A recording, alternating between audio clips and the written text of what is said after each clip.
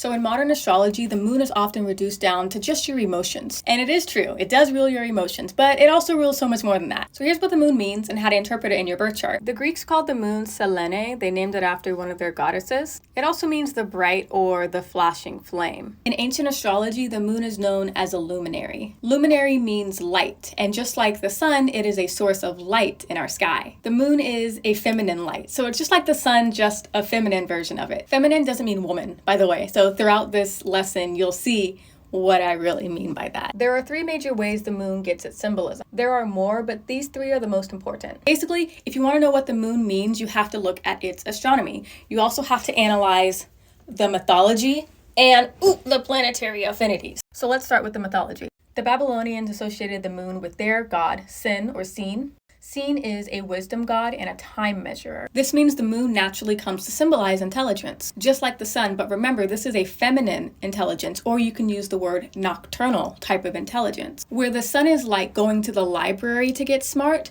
the moon is like meditating to get smart. Where the sun is like, I've got to travel to Egypt to learn from the masters, the moon is like, I've got to connect with my ancestors to inherit this wisdom. The moon represents wisdom that is intuitive or innate. And if you're into like law of attraction, law of assumption and stuff like that, you can think of the sun as the conscious mind and the moon as the unconscious mind, right? They're both very intelligent, but they're both very different. The Babylonian god Sin is also a time measurer. This means that the moon comes to symbolize time. We know this because the moon literally defines a month. It's also very interesting because the sun represents the eternal and the moon represents finality, things that grow, mature, and then die. The Greeks associated the moon with 3 different goddesses, Selene, Artemis, and Hecate? Hecate? I don't fucking know. Selene is the full moon goddess, watcher of the sleeping. The moon is associated with sleeping and like drifting away and forgetfulness. It's like forgetting that we are eternal. The belief is that our soul is eternal, but it is enclosed within our mortal body. And sometimes we fall asleep to the truth of who we really are.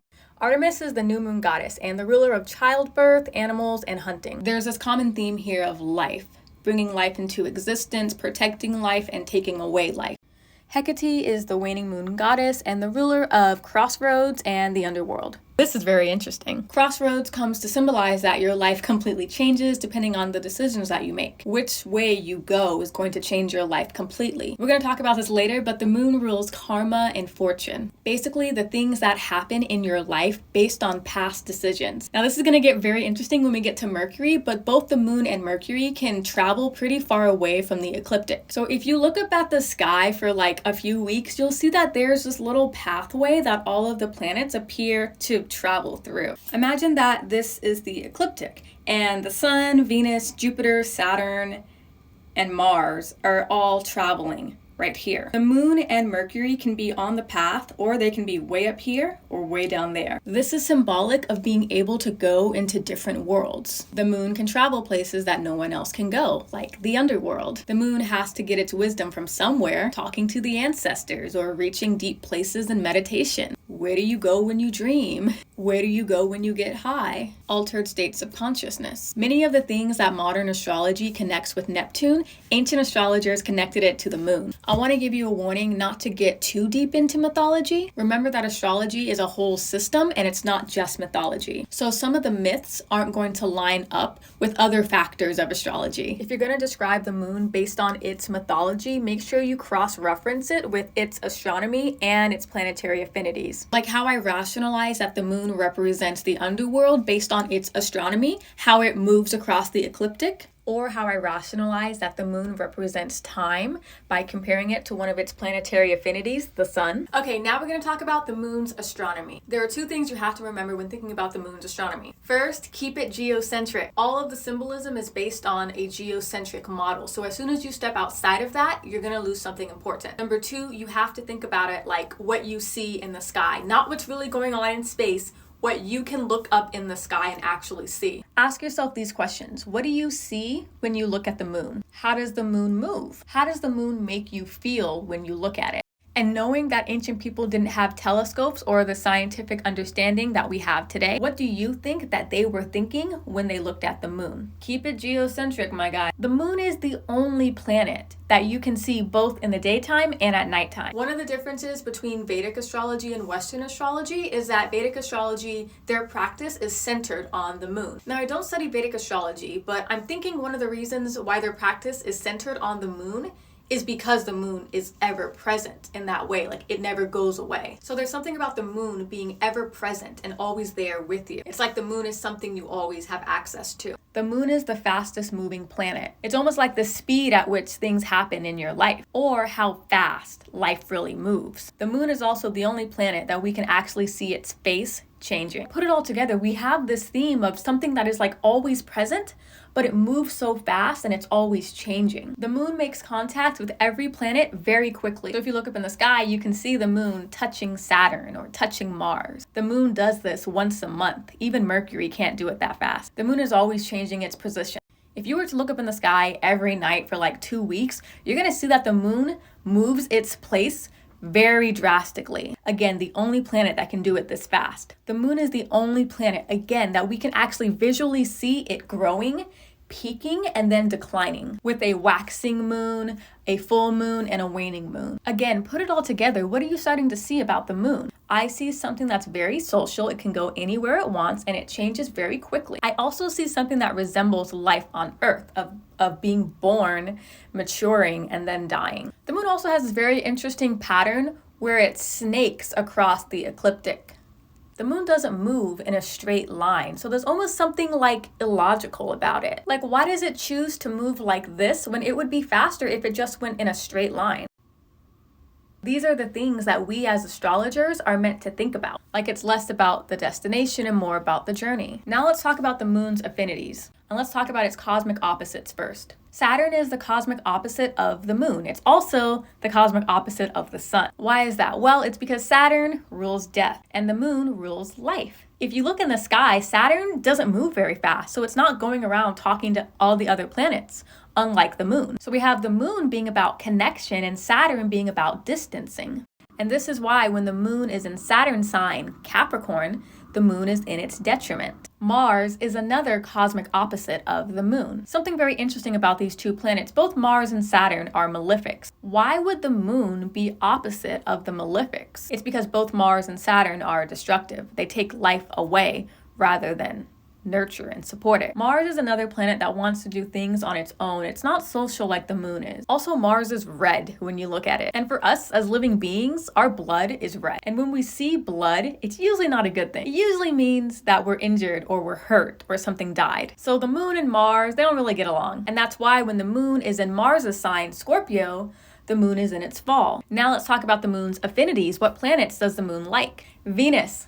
Venus and the moon are both very creative and social planets. They're both feminine planets, and they both want to nurture and support life. And that's why when the moon is in Venus' sign, Taurus, the moon is exalted. The moon's other affinity is Jupiter. Now think about this. Both Venus and Jupiter are the benefics. So we're getting a very interesting picture here that the moon opposes the malefics, but it supports the benefics. That's because the benefics support life. They want us to be happy. They want us to be healthy. They want us to survive and to thrive. That's why the moon loves them. Jupiter represents moving forward and finding that one thing that we all have in common. The moon cannot go retrograde, so it can't go backwards. It's always moving forward. And the moon is always going from planet to planet to planet, right? Like bringing things together. And that's why Jupiter is exalted in the moon sign, Cancer. Now let's talk about what Vettius Valens has to say about the moon. Vettius Valens was a 2nd century Hellenistic astrologer. And as we know, the whole system of astrology really came together in the Hellenistic period. So he's got a lot of valuable information. He described the moon as life, not surprising. He also says that the moon rules form. And we can see that because during a new moon, right, you cannot see the moon. It has no form or shape, but like as the days go on, the moon's form and its shape becomes more and more defined. And it goes back to the moon reflecting the light of the sun. The sun is eternal and the moon is temporary. Before you were born, your soul was anything and everything. But once you're born, your soul gets put into a body. So now your soul has a form. No surprise here. He also says that the moon rules the body. He also said it rules mother, which makes sense because that's where life comes from. And also conception, this idea of newness, birthing, new beginning, fresh start, coming into being, coming into existence, manifestation. He also said that the moon rules travel and wanderings, and I hope by now this makes sense. In modern astrology, we usually associate Jupiter with travel, but don't underestimate the moon, because the moon's the one who's hauling ass all across the sky, traveling in and out of the ecliptic. The moon's going places. The moon also rules possessions, the things that you own, which makes sense why the moon likes Venus and Jupiter so much.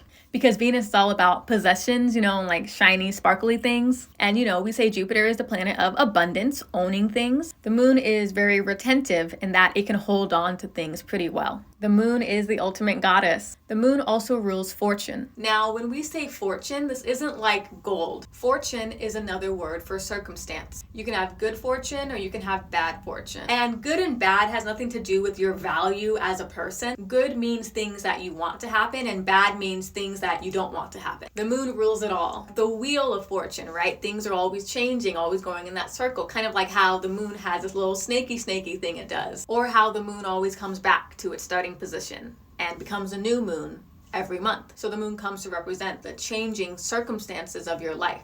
Gains and expenditures, because the moon waxes and wanes. So you can say that it gains and it loses. So the moon comes to represent things that fluctuate a lot. In modern astrology, we usually say that Venus or Jupiter rules money, but in traditional astrology, it's the moon and Mercury. That's because the value of money, it fluctuates, right? It goes up and down. You can gain money and you can lose money. Money is always meant to be in circulation, like moving from person to person. And this is where you as an astrologer gets to be very creative and starts to brainstorm, because anything in your life that fluctuates a lot is ruled by the moon. So in your birth chart, the moon is going to represent the things that you were born into that you have no control over. Your physical appearance, your gender, your body, your hometown, your culture, your race. Really, you can fill in the blank here. For example, a Sagittarius moon is going to have physical traits like a Sagittarius. Or a Cancer moon might be very in tune with or connected with their body.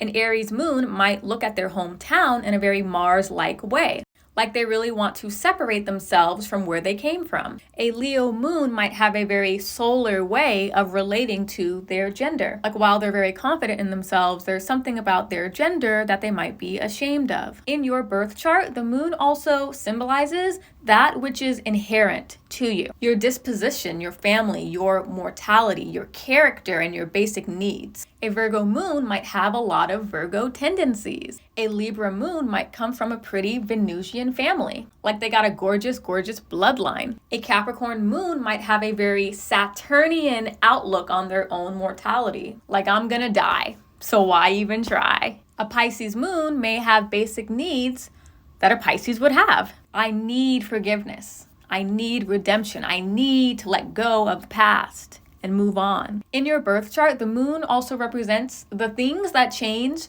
moment to moment. Your thoughts, your wants, your emotions, your needs, your feelings, and your mood. So it's not just your feelings, it's also your thoughts. It's all of these things that don't last. In your birth chart, the moon is also going to represent the circumstances of your life born of the things outside of your control. In modern astrology, you'll hear them say that the moon is your internal world, but it is just as much as your internal as it is your external. It's the pimple that randomly pops up on your face, or your car keys that you put them down on the table, but they're not there. It's getting into an unexpected car accident, or finding $1 in your pocket. It's the dead animal on the side of the road, and a random compliment that a stranger gives you. These are things in your external world that you have no direct control of. Remember how we talked about crossroads earlier? Experiencing these things is almost like going down a path, because now the trajectory of your life is different based on these random ass circumstances. You can't find your car keys, now you're late to work. When you get there, your boss publicly shamed you in front of everyone, and now you feel shitty for the rest of the day. You get a pimple on your face, now you're feeling pretty insecure, and rather than being the extroverted person you usually are,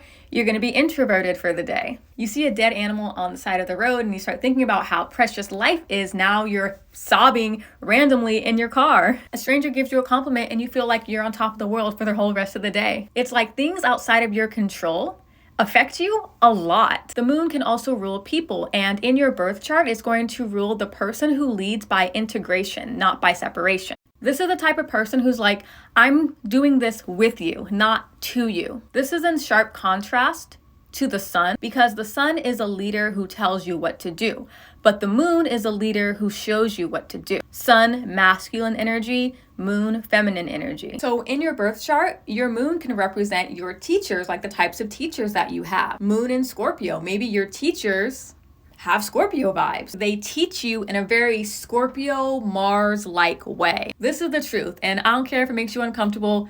This is the fuck what it is. It also rules your mother or mother-like figure. Aquarius moon, you experience your mother as someone who is pretty extreme, pretty out there, someone who does something that no one else does. Other types of feminine leaders are healers and nurses. Again, you can really brainstorm here. I've given you all of the tools to know how to interpret the moon in your birth chart. But what's gonna make you better than 99% of astrologers out there is your imagination. Thinking to yourself, okay, so the moon rules things that I have no control over.